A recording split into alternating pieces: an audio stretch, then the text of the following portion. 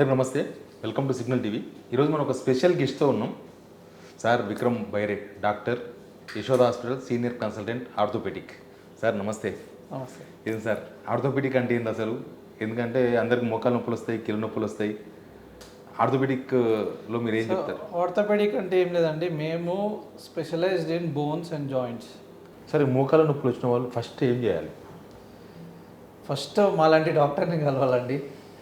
ఒకవేళ కలవలేని సిచ్యువేషన్లో కొంచెం ఎక్సర్సైజు, వేడినీళ్ళతో కాపురం పెట్టుకోవడము, తర్వాత చిన్న చిన్న మెడిసిన్స్ ఉంటాయి కొన్ని సేఫ్, అదొక 3 to 5 days వాడండి. దాని తర్వాత తగ్గకపోతే ఒకసారి వచ్చి మమ్మల్ని కలిస్తే మేము ఎగ్జామినేషను అవసరం పడితే ఎక్స్రేస్ తీసి విల్ టెల్ దెమ్ మీరు ఏ స్టేజ్లో ఉన్నారు, ఏం చేస్తే బెటరు, ఏమేమి చేయాలి అన్నది. సో అది ఒక కన్సల్టేషన్ తీసుకుంటే సరిపోతుంది. మోకాల ఆపరేషన్స్ అన్నీ సక్సెస్ అవుతాయా, లేకపోతే దానిలో మళ్ళీ కొంతమంది ఫెయిల్ అయ్యిందని? అంటే నేను మోకాల్ సర్జన్ కాబట్టి టచ్ వుడ్ నా దగ్గర అయితే ఏం ఫెయిల్యూర్స్ లేవండి. సో నేను 2 to 3 సర్జరీస్ పర్ డే చేస్తాను మోకాల్ మార్పిడులు, అండ్ రోబోటిక్ ఎక్కువ చేస్తుంటాను. అండ్ ఇప్పుడున్న టెక్నాలజీలో ముందులాగా చూస్తే ఒక 10-12 years బ్యాక్ ఒకసారి మోకాల్ మార్పిడి చేస్తే ఒక 10 days 12 days బెడ్లో ఉండాలి, దాని తర్వాత ఎక్సర్సైజ్ స్టార్ట్ చేయాలని ఉంటుంది. ఇప్పుడున్న అడ్వాన్స్ టెక్నాలజీలో నేను బయట దేశంలో ట్రైన్ అయ్యి వచ్చాను. ఫాస్ట్ ట్రాక్ నీస్ అంటాం.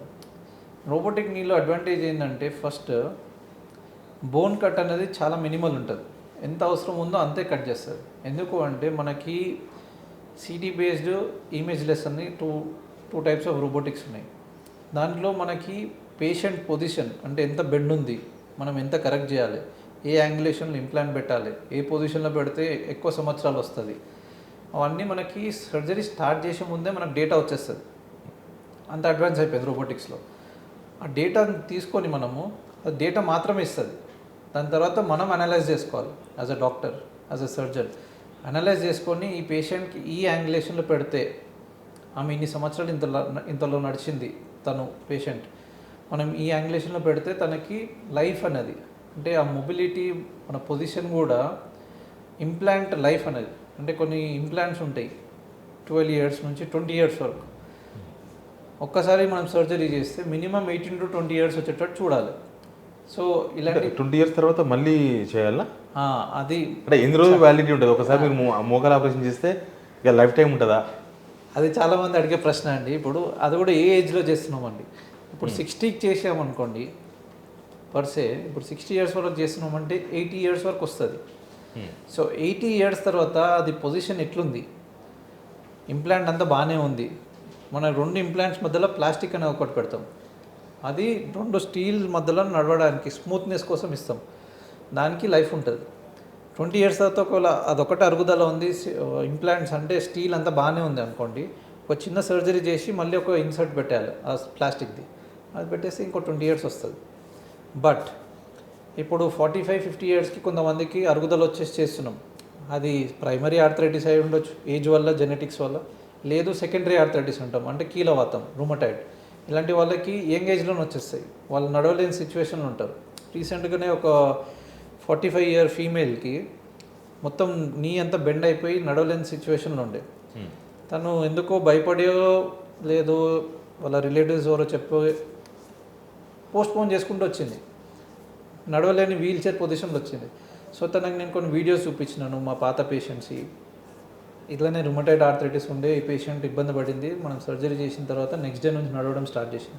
ఇలాంటి పేషెంట్స్కి మనం కాన్ఫిడెన్స్ అనేది ఇస్తాం, ఎందుకంటే వాళ్ళకి భయం అనేది ఉంటుంది. పేషెంట్స్కి ఎవరికి సర్జరీ చేయించుకోవాలని ఉండదు. బేసిక్గా భయం అనేది చాలా మేజర్ ఫ్యాక్టర్ ప్లే చేస్తుంది వాళ్ళ లైఫ్లో.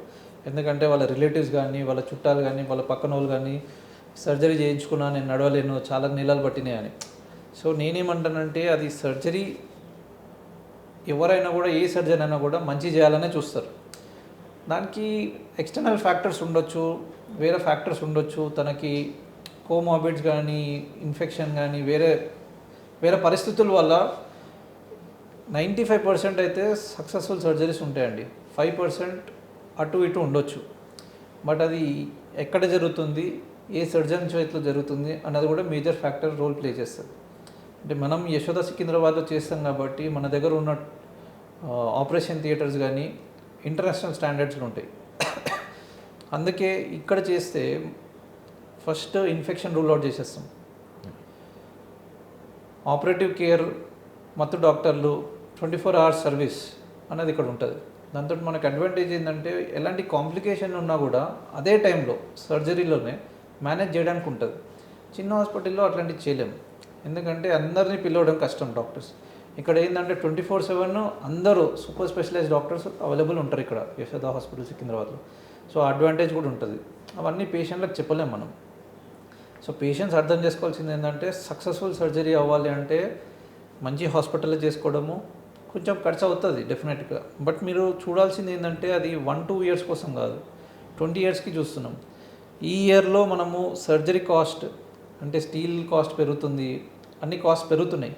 సో ఇప్పుడు మనం రోబోటిక్ సర్జరీ పర్సే ఇక్కడ 3.5-3.6 ల్యాక్కి చేస్తున్నామంటే 20 ఇయర్స్కి చూసుకుంటే పర్ ఇయర్ ఖర్చు అవుతుంది. మోకాళ్ళు మార్పిడి రోబోటిక్ సర్జరీ పడుతుందండి, ఎందుకంటే మనం వేసే ఇంప్లాంటే ఆల్మోస్ట్ 1,10,000 ఉంటుంది. ఓకే, లోపల వేసే మోకాలు చిప్పలు.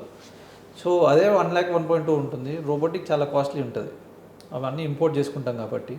సో ఇవన్నీ చూసుకుంటే 3.5-3.6 మన యశోద హాస్పిటల్లో పూర్ పేషెంట్స్కి మనం డెఫినెట్గా సపోర్ట్ చేస్తాము. ఎందుకంటే మనము మేనేజ్మెంట్తో మాట్లాడితే వాళ్ళు చాలా సపోర్టివ్గా ఉంటారు. వాళ్ళు మేము తక్కువలో చేద్దాము, పూర్ పేషెంట్ చాలా దూరం నుంచి వచ్చేసారంటే వాళ్ళు ఒప్పుకుంటారు. So but on an average 3.5-3.7 అండి రూమ్ బట్టి.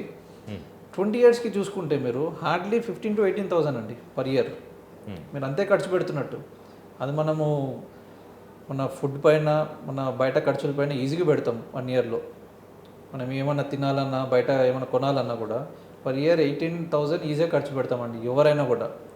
సో దాన్ని మీరు 20 ఇయర్స్ లాగా క్యాల్కులేట్ చేసుకోవాలి. సో చాలామంది ఏమనుకుంటారంటే అంత పైసలా ఇప్పుడే పెట్టాలా, కష్టమవుతుంది, మేము కొద్ది రోజులు డిలే చేస్తాం.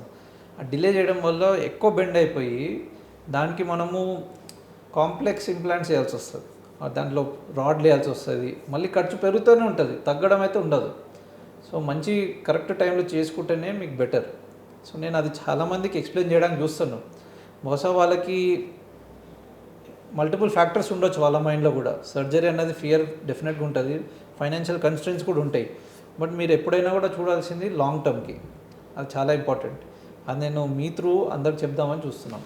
సరే, ఆపరేషన్ మోకాలు చిప్ప మార్పిడి ఇవి కాకుండా వేరే ఆల్టర్నేటివ్ ఏమి ఉండదా వాళ్ళకి విత్ మెడిసిన్స్తో తక్కువ కావడము? అది ఏ స్టేజ్లో ఉందన్నది చూడాలండి. ఇప్పుడు వాళ్ళు 4th స్టేజ్లో ఉన్నారు. వాళ్ళు 4th స్టేజ్లో 100% సేఫెస్ట్ సర్జరీ అండి. చాలామంది ఇన్ఫెక్షన్స్ వస్తాయో లేకపోతే మళ్ళీ నేను నడవలేను అని ఆ అపోలు ఉంటాయి. 100% మేము గ్యారంటీ ఇస్తామండి. పొద్దున ఆపరేషన్ చేస్తే నేను సాయంత్రం నడిపిస్తాను, సాయంత్రంగా నడుస్తారు. 2 డేస్ ట్రైనింగ్ ఉంటుంది, 2 డేస్ ఫిజియోథెరపీ వాళ్ళు వాకింగ్ ఎట్లా చేయాలి, ఏమేమి ఎక్సర్సైజ్లు చేయాలి, బాత్రూమ్ ఎట్లా యూజ్ చేయాలి, కమౌట్ ఎట్లా వాడాలి అన్నది డీటెయిల్డ్గా ఈ 2 డేస్ మంచి ట్రైనింగ్ ఇస్తారు హాస్పిటల్లో. దాన్ని వీళ్ళు కరెక్ట్గా వాడుకొని కరెక్ట్గా నేర్చుకొని ఇంటికి వెళ్ళి చేసుకుంటే 2 వీక్స్ లోపల వితౌట్ సపోర్ట్, ఎవరు సపోర్ట్ లేకుండా 100% మెట్లు ఎక్కడం దిగడము వాళ్ళ యాక్టివిటీస్ వాళ్ళు చేసుకోగలుగుతారు. సార్, చాలామంది పుట్టుకతో లేకపోతే కొంతమంది మధ్యలో ఈ వెన్నుముక మొత్తం వంగిపోతుంది. అవును, దాన్ని స్కోలియోసిస్ అంటాము. అది చేయొచ్చా? అది చేస్తారండి, అంటే నేను టచ్ చేయను, స్పైన్ డాక్టర్స్ ఉంటారు దానికి స్పెసిఫిక్గా. బట్ అవి ముందు లేకపోతుండే, ఇప్పుడు చాలా వెల్ ట్రైన్డ్ సర్జన్స్ ఉన్నారు మా హాస్పిటల్లోనే, వాళ్ళు చేస్తారు, మంచిగా అయిపోతారు. మంచిగా కూడా యాక్టివిటీస్ అంతా రెగ్యులర్ యాక్టివిటీస్ అంటే 100% అవ్వకపోవచ్చు, బట్ 90% అలైన్మెంట్ అన్నది నార్మల్గా వస్తుంది వాళ్ళకి. అది ఇంకో నెక్స్ట్ కాంప్లెక్స్ సబ్జెక్ట్, అది స్పైన్ డాక్టర్సే బెటర్గా ఎక్స్ప్లెయిన్ చేస్తారు. సరే, కొంతమంది వంగి నడుస్తూ ఉంటారు, వాళ్ళకు ఎట్లాంటి వైద్యం ఉంటుంది? వంగి నడిచేది అనేది ఫిజియోలాజికల్ ఉండొచ్చు. కొంతమంది యంగ్ ఏజ్ నుంచి అట్లా అలవాటు ఉండడము, లేకపోతే ఎక్కువ పూర్ పోస్చర్ అంటాం కదా, ఇదే ఇప్పుడు చాలామందికి ఏమైపోయింది, అది ఒక స్వాగ్ అనుకుంటారు, స్టైల్ అనుకుంటారు. బట్ అది ఏంటి అంటే ఓవర్ ద టైం వాళ్ళ గూని అనేది వస్తుంది. సో దాన్ని కరెక్ట్ చేసుకోవడం చాలా ఇంపార్టెంట్. ఆ టైంలోనే పోస్చర్ కరెక్షన్ అనేది చేసుకుంటే ప్రాపర్ ఫిజియోథెరపిస్ట్ కానీ మా దగ్గరికి వస్తే మేము ఎగ్జామినేషన్ చేసి బోన్ ఇంకా అంటే స్పైన్ ఇంకా ఇన్వాల్వ్మెంట్ లేదు అనుకుంటే మంచిగా కరెక్ట్ అయిపోతారు. సో డి విటమిన్ లోపం ఎట్లాంటి ఎఫెక్ట్ ఉంటుంది సార్ ఎముకల పైన? మంచి ప్రశ్న అండి. యాక్చువల్లీ ఇప్పుడు దాని గురించి నేను చెప్పాలంటే ఈ 2-3 మంత్స్లో నేను ఆల్మోస్ట్ ఒక 150 పేషెంట్స్కి వైటమిన్ డి టెస్ట్లు చేయించాను. మీరు నమ్మరు, 150 దాంట్లో 140 పేషెంట్స్కి లో. ఎంత లో అంటే ఒక సర్టన్ వాల్యూ ఉంటుంది, WHO రూల్ పెడుతుంది, కొన్ని వాల్యూస్ ఉంటాయి. 10 to 20, 20 to 30, 30 అబోవ్. 10 to 20 అంటే చాలా లో. 10 కన్నా బిలో కూడా ఉన్నారు, స్కూల్ పిల్లలు స్పెషల్గా. ఇప్పుడు రీసెంట్గా చూశాను నేను, 3, 4 ఉన్నాయి వాల్యూస్. అంటే అసలు లేదు అన్నట్టు. ఆ వైటమిన్ డి లో ఉన్నప్పుడు వాళ్ళకి కాల్షియం కూడా ఎఫెక్ట్ అవుతుంది. దాంతో బోన్ పెయిన్స్ వస్తాయి, దాని తర్వాత మజిల్ పెయిన్స్ వస్తాయి, ఇరిటబిలిటీ అంటాం. అంటే వైటమిన్ డి బ్రెయిన్ కూడా చాలా అవసరం. ఇరిటబిలిటీ వస్తుంది, చిరాకు పడడము, ఎక్కువ కాన్సన్ట్రేట్ చేయలేరు వాళ్ళు చదువు పైన. సో నేను పిల్లలకి అదే చెప్తాను, ఎస్పెషల్లీ మదర్స్కి, పేరెంట్స్కి చెప్తాను, దయచేసి అమ్మ మీరు ఓన్లీ వాళ్ళని చదువు అని దానికి దింపకండి. కొంచెం వాళ్ళకి ఫిజికల్ యాక్టివిటీ అనేది ఉండాలి, సన్లైట్ ఎక్స్పోజర్ అనేది ఉండాలి. అట్లీస్ట్ ఒక 30-35 మినిట్స్ సన్లైట్ ఎక్స్పోజర్ అని ఉండాలి. వీళ్ళు సన్లైట్లోకి తీసుకెళ్తారు, మొత్తం బాడీ అంతా కవర్ చేసి తీసుకెళ్తారు. లేదు, హాఫ్ స్లీవ్స్ వేసుకోవాలి, ప్యాంట్స్ షార్ట్స్ వేసుకోవాలి. సన్ అనేది పడాలి స్కిన్ పైన, అక్కడే వైటమిన్ డి జనరేట్ అవుతుంది. సో చాలామందికి నేను అది ప్రతి పేషెంట్కి నేను ఎక్స్ప్లెయిన్ చేస్తాను. 100% I make sure that every patient goes out and works out in the sunlight for at least 35 to 40 minutes. ఎట్లాంటి ప్రాబ్లమ్స్ వస్తాయి సార్ డివిటమిన్ లోపం? అదే ఇందాక చెప్పాను కదా, బోన్ వీక్నెస్ వస్తుంది, బోన్ పెయిన్స్ వస్తాయి, టైర్డ్నెస్ ఉంటుంది, మజిల్ పెయిన్స్ వస్తాయి, స్లీప్ ఇరిటబిలిటీ ఉంటుంది, నిద్ర సరిగ్గా పట్టదు, లెథర్జీ వస్తుంది, స్కిన్ డ్రైనెస్ వస్తుంది, చాలా ఇష్యూస్ ఉంటాయి దాంట్లో. ఇవన్నీ మీకు ఫ్రీగా జస్ట్ సన్లైట్లో నించుంటే పోతాయి, ఎక్కడ డబ్బు ఖర్చు పెట్టాల్సిన అవసరం లేదు. బట్ అయినా కూడా పేషెంట్స్ డబ్బు ఖర్చు పెట్టుకొని మా దగ్గరకు వచ్చి కాస్ట్లీ మందులు తీసుకొని ట్రై చేస్తుంటారు. సో నేను అందుకే చెప్తున్నాను, మీకు ఫ్రీగా దొరికేది సన్లైట్ ఎక్స్పోజర్, అది దాన్ని వాడుకోండి. సరే, బోన్ క్యాన్సర్కి సంబంధించిన చికిత్స కూడా చేస్తారా? నేను బోన్కి క్యాన్సర్కి సంబంధించింది చూడను, నేను ఎస్పెషల్గా మోకాలు సంబంధించినవి చూస్తాను ఎక్కువ. But joint fractures, bone fractures, major fractures, sports injuries, keyhole surgeries అలాంటివి ఇన్వాల్వ్ చేస్తుంటాం. ఎక్కువ మంది పాయ తింటుంటారు సార్, మోకాలలో గుజ్జు వస్తుంది, అంటే ఉండొచ్చండి, ఐ డోంట్ నో. బట్ చాలామంది నమ్ముతారు కాబట్టి I tell you can continue అని. దానివల్ల అయితే సైడ్ ఎఫెక్ట్స్ ఏమి ఉండవు. ఏం చేయాలి సార్ మోకాలలో గుజ్జు పెరగాలంటే ఏం చేయాలి? మొబిలిటీ అండి, mobility is the best treatment. Food, walking. ఫుడ్లో రిస్ట్రిక్షన్స్ ఏం లేవండి, బేసిక్గా అన్నీ తినొచ్చు. ఏది తింటే ఎక్కువ వస్తుంది? ఏది తింటే ఎక్కువ వస్తుంది అన్నది, గుజ్జు పెరగడానికి పెద్దగా ఏమి ఉండవు సోర్సెస్. మొబిలిటీలోనే మనకి కార్టిలేజ్ అనేది, అంటే వాకింగ్ చేయాలి. Walking is the best solution. Steps ఎక్కడం దిగడం కొంచెం తగ్గించుకోవాలి, ఆల్రెడీ అరుగుదల ఉన్న వాళ్ళకి. ఫుడ్లో రిస్ట్రిక్షన్స్ అంటూ ఏమి ఉండవండి. నేనైతే బేసిక్గా నా పేషెంట్స్కి అన్లెస్ అంటిల్ వాళ్ళు షుగర్ ఉండి, బీపీ ఉండి, హార్ట్ ప్రాబ్లమ్స్ ఉంటే కానీ డైట్ రిస్ట్రిక్షన్ ఎప్పుడు పెట్టాను నేను. సార్ చాలామంది కింద కూర్చుంటే మళ్ళీ పట్టుకొని తప్ప లేవలేరు. 20 years పైన ఉన్న వాళ్ళు, 25 years వాళ్ళు కూడా అట్లే చేస్తున్నారు. నేను అదే చెప్తున్నా వాళ్ళకి. రెగ్యులర్గా చూసేది ఏంటంటే వాళ్ళకి మొబిలిటీ అనేది లేదు, అసలు ఫిజికల్ యాక్టివిటీ అనేది లేదు. ఇలాంటి వాళ్ళు ఏం చేస్తారు, సడన్గా పోయి టెంపుల్లో ఒక 1 hour కూర్చోమంటే కూర్చోలేరు, ఎందుకంటే ఫిజికల్ యాక్టివిటీ ఉండదు వాళ్ళకి. వాళ్ళు ఎప్పుడూ బెడ్లో ఉంటారు, లేదంటే వర్క్లో ఉంటారు. So physical activities must and should. Sir మీరు ఏం సజెస్ట్ చేస్తారు? ఎముకలు బలంగా ఉండాలంటే మనిషి లేచిన తర్వాత కనీసం చేయాల్సిన 3 పనులు. Daily walking are running, jogging, అంటే ఏదన్నా కూడా ఫిజికల్ యాక్టివిటీ. సైక్లింగ్ చేయాలంటే సైక్లింగ్, స్విమ్మింగ్ చేయాలంటే swimming. But 45 minutes to 1 hour ఇలాంటివి చేసుకుంటే బెటర్. దాని తర్వాత హెల్తీ డైట్. ఇప్పుడు డైట్ అనేది చాలామందికి స్విగ్గీ కానీ జొమాటో లాంటివి వచ్చిన తర్వాత ఫుడ్ చేసుకోవడమే మర్చిపోయారు. సో అంత అడల్టరేటెడ్ ఫుడ్, బ్యాడ్ ఫుడ్ అన్నీ ఆర్డర్ పెట్టుకుంటారు. ఈ మైదా పిండితో చేసినవి, ఫాస్ట్ ఫుడ్స్ కానీ, జంక్ ఫుడ్ ఎక్కువైపోయింది. దానివల్ల బోన్స్ చాలా ఎఫెక్ట్ అవుతాయండి. ఎందుకంటే మినరల్స్ అనేది డిఫిషియెంట్ ఉంటుంది దాంట్లో. బాడీకి మినరల్స్ అనేది చాలా ఇంపార్టెంట్. సో హెల్తీ డైట్ తీసుకోవడం చాలా ఇంపార్టెంట్. అండ్ ప్రాపర్ రెస్ట్ కూడా కావాలి, అది కూడా చాలా ఇంపార్టెంట్. సో చాలామంది ఇప్పుడు స్ట్రెస్ ఎక్కువైపోయింది హ్యూమన్స్లో. ఏమైపోయిందంటే నేను తొందరగా సెటిల్ అవ్వాలి, తొందరగా పైసలు సంపాదించాలి, తొందరగా పెద్ద పెద్ద ఇల్లులు కట్టుకోవాలి, కార్లు కొనుక్కోవాలని. బట్ మేజర్గా మర్చిపోయేది ఏంటంటే ఎప్పుడైతే నీకు డిజైర్స్ పెరుగుతుంటుందో నీ లైఫ్లో స్ట్రెస్ కూడా పెరుగుతుంటుంది. సో స్ట్రెస్ని ఎప్పుడు కంట్రోల్ చేసుకొని ప్రాపర్ రెస్ట్, కంటిన్యూస్గా 6 to 7 hours ఆఫ్ స్లీప్ అనేది మస్ట్ అండ్ షుడ్ ఎవ్రీ వన్కి. యంగ్ పీపుల్ అంటే స్టూడెంట్స్కి మాత్రం 7 to 8 hours ఉంటే బెటర్. సో స్ట్రెస్ అనేది ఎప్పుడు తీసుకోకండి, లైఫ్ని ఎంజాయ్ చేయండి. నేచర్ ఎలా మిమ్మల్ని ముందుకు తీసుకెళ్తే దాన్నే ఫాలో అవ్వండి. షార్ట్ కట్స్ తీసుకోకండి, ఏదో నేను తొందరగా సంపాదించి తొందరగా చేసుకోవాలని. స్ట్రెస్ తీసుకుంటే మీ ప్రాబ్లంలో డబుల్ త్రిబుల్ అవుతుంది అంతేగాని.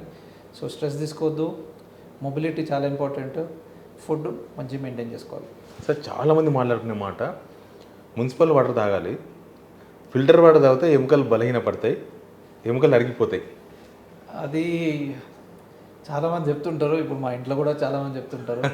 సో అది అందరి ఇళ్ళలో ఉండే ప్రాబ్లమే. ఇప్పుడు మనము ఈ కెంట్ కానీ ప్యూరిఫైయర్స్ ఏవో ఉన్నాయి, దాంతో తాగితే ఎముకల ప్రాబ్లమ్స్ వస్తున్నాయి అంటారు. బట్ అది నేనైతే ఇప్పుడు చూడలేదండి. చాలామంది ఆ వాటర్ తాగితే కిడ్నీ స్టోన్స్ వస్తాయి అంటారు. అది ఎంతవరకు నిజం అనేది నాకు తెలీదు. ఎందుకంటే నేనైతే ఆల్మోస్ట్ 15-20 years నుంచి తాగుతున్నాను. I don't have any problem. So I don't believe in that. But it is very easy to make accusations అండి. అది ఎలాంటివి వస్తున్నాయంటే ఇది తాగితే అది ప్రాబ్లం వస్తుంది. సో ప్రతి దాంట్లో ప్రాబ్లం ఉంటుంది. మనం దాన్ని ఎట్లా చూస్తామన్నది ఇంపార్టెంట్. నేనైతే ప్యూరిఫైయర్ వాటరే తాగుతున్నాను. I don't have any problem. అట్లా ఉంటుందా నిజంగా అట్లాంటి ఎఫెక్ట్? ఎప్పుడన్నా మీ దగ్గరకు వచ్చే పేషెంట్లలో అట్లాంటి వాళ్ళు చాలా మంది అంటారు, కానీ నాకు అదొక పెద్ద అపోహలానే అనిపిస్తుంది. మేబీ వాళ్ళకి ఎవరైనా చెప్తారేమో, లేకపోతే వాళ్ళ మైండ్లో వేస్తారేమో. సో వాళ్ళు తాగినప్పుడల్లా ఆ థాట్ ప్రాసెస్ అనేది ఉంటారు కాబట్టి ఆ డౌట్ వస్తుంది. సో మేజర్ ప్రాబ్లం అనేది డౌట్స్లోనే స్టార్ట్ అవుతుంది. ఇప్పుడు మేము సర్జరీ చేస్తున్నప్పుడు వాళ్ళు రెడీగా ఉన్నా కూడా ఇంటికి వెళ్ళిన తర్వాత ఎవరో కలుస్తారు, వాళ్ళు ఎవరో చెప్తారు ఈ సర్జరీ చేసుకుంటే బెడ్ రెస్ట్ ఉండాలి, ఈ సర్జరీ చేసుకుంటే నడవలేం సరిగా అని, మోకాలు మార్పిడి. సో ఇప్పుడు మేము 12 to 15 years అలా ట్రైన్ అయ్యి మళ్ళీ 6 years వేరే వాళ్ళ దగ్గర నేర్చుకొని బయట దేశాల్లో ట్రైన్ చేసుకొని వచ్చి మేము చాలా గుడ్ రిజల్ట్స్ చూసిన తర్వాత పేషెంట్లు డాక్టర్ల కన్నా వాళ్ళ రిలేటివ్స్ కానీ వాళ్ళ పక్కన ఇంట్లో వాళ్ళు ఎవరో చెప్పింది నమ్ముతారు. అది ఎందుకంటే హ్యూమన్ మైండ్ అనేది అట్లా, థాట్ ప్రాసెస్ అనేది అట్లా ట్రైన్ అయ్యి ఉంది. So it will take some time, but they will realize. Sir sleeping ఎట్లా అంటే కొందరు వెల్లడిగా పడుకుంటారు, పెద్ద తలగడ పెట్టుకుంటారు, లేకపోతే కొంత ఎడమ వైపు కొంత కుడి వైపు. దాంతో ఏముండదండి. It all depend on how they are trained. అంటే చిన్నప్పటి నుంచి అట్లనే పడుకున్న అలవాటు ఉన్న వాళ్ళు అట్లనే పడుకుంటారు. దానివల్ల ప్రాబ్లమ్స్ వస్తాయని ఏముండదు. బట్ ఒక 10 years వరకు ఒకటే బెడ్ యూజ్ చేసి బెడ్ చేంజ్ చేసినారు, కొంచెం ఎక్కువ సాఫ్ట్ ఉన్నది, లేదు అంటే సడన్గా ఆర్థోపెడిక్ బెడ్స్ వాడి వీళ్ళకి కొంచెం డిస్కంఫర్ట్ ఉండి బ్యాక్ పెయిన్స్ రావడం అట్లాంటివి ఉంటాయి. సో నేనేం చెప్తానంటే ఏ పేషెంట్కి ఏది సూట్ అవుతుందని వాళ్ళకే తెలుస్తుంది. సో దాన్ని కంటిన్యూ చేసుకోవడమే బెటర్. చాలామంది ఆర్థోపెడిక్ బెడ్స్ వాడుతున్నారు ఇప్పుడు, అది వచ్చేసింది. అవునవును. అంటే ఆర్థోపెడిక్ ప్రాబ్లమ్స్ ఉన్నవా అది వాడితే? ఇక అది అడ్వర్టైజ్మెంట్ అనేది అట్లనే చేస్తేనే కదండి పేషెంట్స్ కొనేది కూడా. ఆర్థోపెడిక్ బెడ్ వాడితేనే స్పైన్ ప్రాబ్లం రాదు, నెక్ ప్రాబ్లం రాదు అని ఒక something if you have to cell, you have to show what it is. So దాని త్రూ వస్తుంది, కానీ అది వాడితేనే తగ్గుతుంది అనేది ఐ డోంట్ నో. ఎందుకంటే దానిలో మనం ఎంతమంది వాడుతున్నారు, ఎంతమంది మన దగ్గరికి వస్తున్నారు అనేది ఐ డోంట్ నో. బట్ వాడితే మాత్రం బాగానే ఉంటుంది అని కొంతమంది చెప్తారు. So I truly believe in that. The patients experience చేసి చెప్తున్నారంటే I think it is working. Sir calcium లోపం అనేది ఎట్లాంటి ఎఫెక్ట్ చూపిస్తుంది? సో అదే నేను చెప్పేది. ఇప్పుడు రెగ్యులర్గా కాల్షియం డెఫిషియన్సీ ఉంది అంటే వైటమిన్ డి డెఫిషియన్సీ 100% ఉంటుంది. ఎప్పుడైతే వైటమిన్ డి డెఫిషియన్సీ ఉంటుందో ఇది 1-on-1 ప్లే అవుతాయి. వైటమిన్ డి డెఫిషియన్సీ తగ్గినప్పుడు కాల్షియం కూడా ఎఫెక్ట్ అవుతుంది. సో వైటమిన్ డి అనేది చాలా ఇంపార్టెంట్. మీ దగ్గరకు వచ్చే పేషెంట్లో కొంత విచిత్రమైన కేసులు ఏం చూసింది సార్ మీరు? అంటే రీసెంట్ టైమ్స్లో చాలా మంచి మంచి కేసెస్ చేసామండి మేము. కొంతమందికి మోకాలు ఇట్లనే రీసెంట్గా ఒక 78 years మేల్ మొత్తం బెండ్ అయిపోయి అసలు నడవలేని స్టేజ్లో 10 years నుంచి నడుస్తున్నాడు అట్లనే. ఇంకా ఆల్మోస్ట్ బెడ్ రిడన్ అయిపోయి నా దగ్గరకు వచ్చాడు. ఇన్ని ఇయర్స్ నుంచి ఎందుకు ఇది చేస్తున్నారని, ఇందాక నేను చెప్పినట్టు వాళ్ళ పేషెంట్ వాళ్ళ రిలేటివ్స్ కానీ వాళ్ళ చుట్టుపక్కల ఉన్న వీళ్ళు, these people they told that చేయించుకుంటే నువ్వు బెడ్ రిటర్న్ అయిపోతావు, లేకపోతే నడవలేవు, దానికన్నా ఇట్లనే ఉండు అని. పెయిన్ అనేది నీకెంత ప్రాబ్లం ఉందన్నది నీకే తెలుస్తుంది. అది నువ్వు వేరే వాళ్ళకి ఎక్స్ప్రెస్ చేస్తే వాళ్ళకి తెలియదు, ఎందుకంటే నీ పెయిన్ అనేది నువ్వే బేర్ చేస్తున్నావు కాబట్టి నీకే తెలుస్తుంది. So he was unbearable pain, అంటే నడవలేని సిచ్యువేషన్. నార్మల్గా 10 years బ్యాక్ చేసుకుని ఉంటే ఈ 10 years వాళ్ళ క్వాలిటీ ఆఫ్ లైఫ్ స్టైల్ ఇంకా బాగుంటుండే. సో ఆయన నాకు ఎక్స్ప్లెయిన్ చేసిన, నేను మీరు టెన్షన్ తీసుకోవద్దు, నేను 100% గ్యారంటీ ఇస్తాను, మీరు భయపడాల్సిన అవసరం లేదు. అండ్ నేను కొంతమందికి బయట దేశం వాళ్ళకు కూడా చేస్తాం ఇక్కడ సర్జరీస్, వాళ్ళు వచ్చి చేయించుకొని పోతుంటారు tourism visa, health tourism visa పైన. సో కొన్ని ఎగ్జాంపుల్స్ చూపించి వాళ్ళకి నేను రీసెంట్గా వీడియో చేశాను, కొన్ని పెట్టినాను ఆ పేషెంట్ గురించి. ఆయన ఎంత హ్యాపీ ఉన్నాడంటే ఆయన ఒకటి చెప్పాడు, నేను అనవసరంగా ఈ 10 years వేస్ట్ చేసుకున్నాను సార్, వాళ్ళ మాట విని వీళ్ళ మాట విని. సో నేను పేషెంట్స్కి అదే చెప్తాను, ఎప్పుడైనా కూడా మీరు ట్రైన్డ్ డాక్టరు, ఎక్స్పీరియన్స్ డాక్టరు మాలాంటి వాళ్ళని కలిసి ఒక ఒపీనియన్ తీసుకున్నాక మీరు మీ రిలేటివ్స్ కానీ మీ పక్కన వాళ్ళని నమ్మితే మీ లైఫ్ స్టైలే ఎఫెక్ట్ అవుతుంది. సో మీరు దయచేసి మమ్మల్ని అడగండి, ఏం ప్రాబ్లం కూడా, ఎలాంటి మీ థాట్, అంటే వాళ్ళు ఏమైనా చేసినా కూడా అలాంటివి అవుతాయా అని మీరు మమ్మల్ని అడిగితేనే కదా మేము మీకు చెప్పేది. సో మీరు ఈ ప్రాబ్లం ఉంది సార్, నా పక్కన ఇంటి వాళ్ళకి ఇట్లా అయింది అని మీరు చెప్తే నేను చెప్పగలుగుతాను దానికి ఎందుకు అయింది, ఏమైంది అనేది. సో మీరు దాన్ని మైండ్లో పెట్టుకొని నేను చేయించుకోను అని మీరు ప్రొలాంగ్ చేసుకుంటే మీ క్వాలిటీ ఆఫ్ లైఫే పడిపోతుంది. సో నేను ప్రతి పేషెంట్కి అదే చెప్తాను, మీరు బాధపడేది మీ పక్కన వాళ్ళు కాదు. సో మీకే తెలుస్తుంది ఎంత ఇబ్బంది పడుతున్నారు అనేది. మీరు దాన్ని ఆలోచించి డెసిషన్స్ తీసుకోండి. మీకు ఎలాంటి డౌట్స్ ఉన్నా మేము ఎప్పుడూ అవైలబుల్ ఉంటాం ఇక్కడ యశోద హాస్పిటల్ సికింద్రాబాద్లో 9 to 5 Monday to Saturday available ఉంటాం. సో మీరు వచ్చి మమ్మల్ని కలవచ్చు ఎప్పుడైనా కూడా. ఒకవేళ కలవలేని సిచ్యువేషన్లో సజెషన్ కూడా ఇస్తారా సార్ మీరు? సజెషన్ చేస్తారు. ఎస్. సో సెకండ్ ఒపీనియన్స్ చాలామంది వస్తుంటారు. ఇప్పుడు రీసెంట్గా చాలామంది ఏంటంటే టీవీలలో యాడ్లు రావడము, grade 4 ఆర్థరైటిస్ అంటే మొత్తం అరిగిపోయినా కూడా ఇంజెక్షన్స్ ఇస్తే సరిపోతుంది అని కొన్ని యాడ్స్ వస్తున్నాయి. చాలామంది దాన్ని నమ్ముతున్నారు, ఎందుకంటే సర్జరీ లేకుండా మంచిగా అయిపోతుంది అంటే అందరికి మంచిదే. బట్ దాన్ని నమ్మి వాళ్ళు ఇంజెక్షన్స్ తీసుకొని మళ్ళీ ఒక 3-4 months వరకు కొంచెం హ్యాపీగా ఉండొచ్చు, మళ్ళీ వచ్చి సర్జరీ చేయించుకోవాల్సి వస్తుంది. సో మీరు ఎవరిని నమ్మాలి ఎవరిని నమ్మొద్దు అనేది ఒక అథెంటికేట్ ఇది కూడా లేదు ప్లాట్ఫామ్స్ సోషల్ మీడియాలో. ఎందుకంటే ప్రతి ఒక్కరు సోషల్ మీడియాలో పోస్ట్ చేస్తారు, పేషెంట్స్ కూడా కన్ఫ్యూజ్ అయిపోతారు, ఏది ఆలోచించాలి, ఏది కరెక్ట్, ఏది రైట్, ఏది రాంగ్ అనేది. సో అట్లాంటప్పుడు వీళ్ళకి ఏం చేస్తాము, సెకండ్ ఒపీనియన్ తీసుకోండి, థర్డ్ ఒపీనియన్ తీసుకోండి, ఏ డాక్టర్ కరెక్ట్ చెప్తున్నాడు. ఒక 3-4 ఒపీనియన్స్ తీసుకుంటే Stage 4లో ఆర్థరైటిస్కి ఇంజెక్షన్ పనిచేస్తుందా లేదా అనేది మేము చెప్తాం. మీరు అనవసరంగా అన్ని పైసలు ఖర్చు పెట్టి మళ్ళీ వచ్చి సర్జరీ చేయించుకుని ఎక్స్ట్రా పైసలు ఖర్చు అయ్యి ఇవన్నీ కట్ చేసుకోవచ్చు మనం. సో అదే చెప్దాం అనుకుంటున్నా పేషెంట్స్కి. సార్ కీళ్ళ నొప్పులు ఎందుకు వస్తాయి? దానికి కూడా ఆపరేషన్స్ ఉంటాయి సర్జరీస్? సో కీళ్ళ నొప్పులు అన్నది కీలవాతం ఫస్ట్ చూడాల్సింది.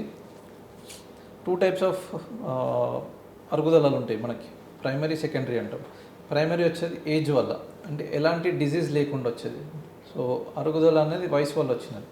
సెకండరీ ఆర్థరైటిస్ అంటాం, దానికి మల్టిపుల్ రీజన్స్ ఉంటాయి. ఒకటి ఫ్రాక్చర్స్ అయ్యి జాయింట్ దగ్గర ఫ్రాక్చర్స్ అయినప్పుడు అరుగుదల వచ్చే ఛాన్సెస్ చాలా ఎక్కువ, ఎందుకంటే జాయింట్లో పొట్ట అయింది కాబట్టి. ఇంకోటి కీలవాతం, రొమటాయిడ్ ఆర్థరైటిస్ అంటాం. వీళ్ళ దాంట్లో ఏమవుతుందంటే జాయింట్లో ఆ డిజీజ్ అనేది తినేసి కార్టిలేజ్ అనేది ఎప్పుడైనా స్మూత్ మూమెంట్స్ కోసం ఆ కార్టిలేజ్ తినేసినప్పుడు బోన్ ఓపెన్ అయిపోయి సివియర్ పెయిన్స్ అనేది వస్తుంటుంది. సో ఇలాంటి వాళ్ళకి యూజువల్గా కరెక్ట్ టైంలో రికగ్నైజ్ చేసి ప్రాపర్ మెడికేషన్ పెడితే కార్టిలేజ్ని సేవ్ చేయొచ్చు. బట్ ఈ రూరల్ ఏరియాస్లో అంటే దూరం ఉండేవాళ్ళు, ఊర్లలో ఉండే వాళ్ళకి చాలామందికి తెలియదు, నెగ్లెక్ట్ చేస్తుంటారు. చేతులు కాళ్ళు వంకర పోయినాక వస్తారు వాళ్ళు. సో ఆ టైంలో సర్జరీ చేసి సరి చేస్తాము, బట్ లైఫ్ టైం మెడికేషన్స్ పైన ఉండాల్సిన అవసరం ఉంటుంది వాళ్ళకి. ఎందుకు వస్తాయి సార్ కీళ్ళ వాతం అనేది? అది కూడా జెనెటిక్స్ ఉంటుందండి, ఫ్యామిలీలో రన్ అవుతుంటుంది. ఇంకోటి ఇమ్యూన్ సిస్టమ్ అనేది, బాడీ అనేది it is run by immune system. ఎప్పుడైతే ఇమ్యూన్ సిస్టమ్ పడిపోతుందో ఈ జాయింట్స్ అనేది ఎఫెక్ట్ అవుతుంది. అలాంటి వాళ్ళకు కూడా ఈ ప్రాబ్లమ్స్ వస్తాయి. ఏం సార్ రోబోటిక్ అంటున్నారు మీరు, ఫస్ట్ స్టార్టింగ్ నుంచి రోబోటిక్ చేస్తాము, అడ్వాన్స్ టెక్నాలజీ అంటున్నారు. ఏంటది రోబోటిక్ అంటే? సో ఇప్పుడు రోబోటిక్స్ వచ్చేసి ఏమైపోయినాయి అంటే అండి, చాలామందికి పేషెంట్స్కే అంటే రోబోటికే చేస్తుందా సర్జరీ, ఇంకా డాక్టర్ అవసరం లేదా అని ఒక అపోహలో ఉంటారు. రోబోటిక్ అనేది ఒక అడ్వాన్స్ టెక్నాలజీ అండి. అది ఉట్టి ఒక రోబోటే. దానికి మనము డేటా అనేది ఇస్తాం. ఆ డేటా తీసుకొని ఒక అనలైజ్ చేసి ఈ పేషెంట్కి ఇలా చేస్తే బాగుంటుందని ఒక క్లారిఫికేషన్ ఇస్తుంది. అది అంతకు మించి అది ఏం చేయదు. ఆ క్లారిఫికేషన్ ఇచ్చినప్పుడు ఆ డేటానే మనం తీసుకోము. మనం ఇంకా దాన్ని అసెస్ చేసి దానిలో ఎట్లా మోడిఫై చేస్తే ఈ పేషెంట్కి బెటర్ అవుతుంది. ఎందుకంటే మేము థౌజండ్స్ ఆఫ్ కేసెస్ చేసినాం కాబట్టి రోబోటిక్స్లో అది మన డేటాని తీసుకొని ఒక అనాలిసిస్ ఇస్తుంది. అంతేగాని రోబోటిక్ ఎప్పుడు ఏం చేయదు. అంటే హ్యూమన్ బ్రెయిన్స్ దాని టెక్నాలజీ ఈ రెండు కలిపితేనే గుడ్ రిజల్ట్స్ అనేది వస్తుంది. సో అది చాలా ఇంపార్టెంట్. అండ్ రోబోటిక్స్లో ఏంటి అంటే ఇప్పుడు సర్జరీ చేసినాం అనుకో రికవరీ అనేది చాలా గుడ్ ఉంటుంది. ఎందుకంటే మనం ప్లేస్మెంట్ ఆఫ్ ది ఇంప్లాంట్స్ ముందు మాన్యువల్గా చేస్తుంటే మనకు సర్టన్ క్రైటీరియా ఉంటాయి, ఇన్స్ట్రుమెంట్స్ ఉంటాయి, ఆ ఇన్స్ట్రుమెంట్స్ ప్రకారమే కట్ చేస్తుండే. ఇప్పుడు రోబోటిక్ లేనిది మనం ఇట్లా కట్ చేస్తే ఈ బోన్ ఇంత తీస్తే పేషెంట్ అనాటమీ కూడా డిస్టర్బ్ కాదు. వాళ్ళకి ముందు ఎట్లుండేనే అలా ఉంటారు. సో అది ఇచ్చినప్పుడు వాళ్ళకి నెక్స్ట్ డే నుంచి వాళ్ళకి ఏదో పెద్ద ఆపరేషన్ అయినా అన్న ఇది కూడా ఉండదు థాట్లో. సో వాళ్ళు ఏదో చిన్న ఆపరేషన్ అయింది డాక్టర్ గారు నడుము అంటున్నారు కాబట్టి పెద్ద కంగారు పడాల్సిన అవసరం లేదని వాళ్ళకు కూడా ఒక కాన్ఫిడెన్స్ అనేది వస్తుంది. అది చేసినప్పటి నుంచి వాళ్ళు నెక్స్ట్ డే నుంచి చక్క నడవడము ఇట్లాంటివి చేస్తుంటారు. మూమెంట్స్ కూడా మంచిగా ఉంటాయి. సో అడ్వాన్స్ టెక్నాలజీని మనం నమ్ముకొని పూర్తిగా దానిపైన డిపెండ్ కాకుండా మన అనాలిసిస్ ఇచ్చినప్పుడు చేస్తేనే గుడ్ రిజల్ట్స్ అనేది ఇవ్వగలుగుతాం. సార్ అసలు మోకాలు ఆపరేషన్ అంటే ఏంది? మొత్తం కోసేస్తారా మోకాళ్ళు ఎట్లా ఉంటుంది అది? రీసెంట్గా యూట్యూబ్లో కొన్ని చూశాను, బోన్ మొత్తం కట్ చేస్తారు అది అని. ఎప్పుడు అలా అవ్వదండి. మనం తీసుకున్న బోన్ కూడా చిన్న ఫ్లేక్ అంతే ఉంటుంది. అది కూడా ఏదైతే అరిగిపోయిందో దాన్ని ట్రిమ్ చేసేసి దాని ప్లేస్లో మనం ఇంప్లాంట్ అనేది పెడతాం. ఆ గ్యాప్ వరకే తీస్తాం. బోన్ కట్ చేయడాలు అట్లాంటివి ఏమి ఉండవు. అదొక పెద్ద ప్రొపగాండా. అంటే పెద్ద బోన్స్ కట్ చేస్తారు, మీ జాయింట్ అంతా తీసేస్తారు అని. అలా ఏం జరగదండి అసలు. ఆ ఇంప్లాంట్ సైజ్ చూస్తే ఆ ఇంప్లాంట్ పట్టేంత వరకే ట్రిమ్ చేసేస్తాం. మోకాలు చిప్ప మార్పిడి అంటే చిప్ప మొత్తం మార్చాలి కదా? చిప్ప మొత్తం మార్చుతాం కానీ ఆ చిప్ప సైజ్ ఎంత ఉంటుంది అనేది చూడాలి. చాలామంది బోన్ అంతా తీసేయడం అనేది కుదరదండి. అది బోన్ అంతా తీస్తే అసలు పేషెంట్ నడవలేరు. ఇక్కడ కనిపించేదంతా మోకాలు చిప్ప కాదా? మోకాళ్ళు ఇలా ఉంటుంది. థై బోను, లెగ్ బోను, మోకాలు చిప్ప అనేది ముంగటున్న బోన్. సో మోకాలు మార్పిడి అనేది ఈ బోన్ని ట్రిమ్ చేసేసి దీని ప్లేస్లో ఇంకోటి పెడతాము, దీన్ని ట్రిమ్ చేసి దీని ప్లేస్లో పెట్టి మధ్యలో ప్లాస్టిక్ పెడతాం. అది సో ఏం కొయ్యరు, కటింగ్ ఏముండదు? కటింగ్ ఏమి ఉండదండి. అంటే మాంసం కట్ చేస్తాము. నేను చేసే ప్రొసీజరు మినిమల్ ఇన్వెసివ్ అంటాం. చిన్న ఘాటు ఉంటుంది, మజిల్ని పెద్ద కట్ చేయం. సో దీంట్లో అడ్వాంటేజ్ ఏంటంటే చాలా తక్కువ మంది చేస్తాం ఈ ప్రొసీజర్. దాంతో మూమెంట్ అనేది డే 1 నుంచి అంటే పొద్దున్న ఆపరేషన్ చేసి సాయంత్రంకే ఫుల్ మూమెంట్ అనేది ఉంటుంది. వాళ్ళకి స్ట్రెంత్ కూడా ఫుల్ ఉంటుంది. సో దాంతో క్విక్ రికవరీ అనేది ఉంటుంది. కానీ ఎక్కువ బరువులు మోయొద్దు, ఎక్కువ దూరం నడవద్దు. మోకాలు ఆపరేషన్ చేసిన వాళ్ళు ఆపరేషన్ చేసినాక వాళ్ళు నాతో పాటు 70 years నేను సైక్లింగ్ రెగ్యులర్గా చేస్తాను. నాతో పాటు 100 kilometers సైక్లింగ్ చేసిన వాళ్ళు ఉన్నారు, మోకాలు మార్పిడి చేసిన వాళ్ళు. సో అలా ఏమి ఉండదు, యథావిధిగా పని చేసుకోవచ్చు, అన్నీ చేసుకోవచ్చు అండి. ఓన్లీ ఒకటి ఏంటంటే కింద కూర్చోడం ఒకటి నేను చేయొద్దని చెప్తాను. బట్ అది కూడా చేయొచ్చు. అది చేస్తే ఏంటంటే ప్లాస్టిక్ కూడా లైఫ్ ఉంటుంది కాబట్టి అది కూడా అరిగిపోయే ఛాన్సెస్ ఉంటాయని నేను ఒక్కటి అవాయిడ్ చేయమంటాను. లేదంటే అన్ని పనులు చేసుకోవచ్చండి. ఆల్మోస్ట్ నియర్ నార్మల్ జాయింట్ ఇస్తాం అంతే. అంటే ముందు ఎట్లుండేనో అరుగుదల కన్నా ముందు ఎట్లుండేనో ఆ జాయింట్ ఇస్తాం. అంటే మీ హాస్పిటల్ స్పెషల్ ఏంటి సార్? ఈ మోకాల ఆపరేషన్స్ యశోద హాస్పిటల్ స్పెషల్ ఏంటి? అదే ఇప్పుడు మేము యూజ్ చేసే అడ్వాన్స్ టెక్నిక్స్ కానీ, ఇంప్లాంట్స్ కానీ, రోబోటిక్ సిస్టమ్స్ కానీ ఇవన్నీ మన దగ్గర చాలా అడ్వాన్స్డ్ ఉన్నాయి మన హాస్పిటల్లో. సో నేను యశోద హాస్పిటల్ సికింద్రాబాద్లో 9 to 5 Monday to Saturday available ఉంటాను.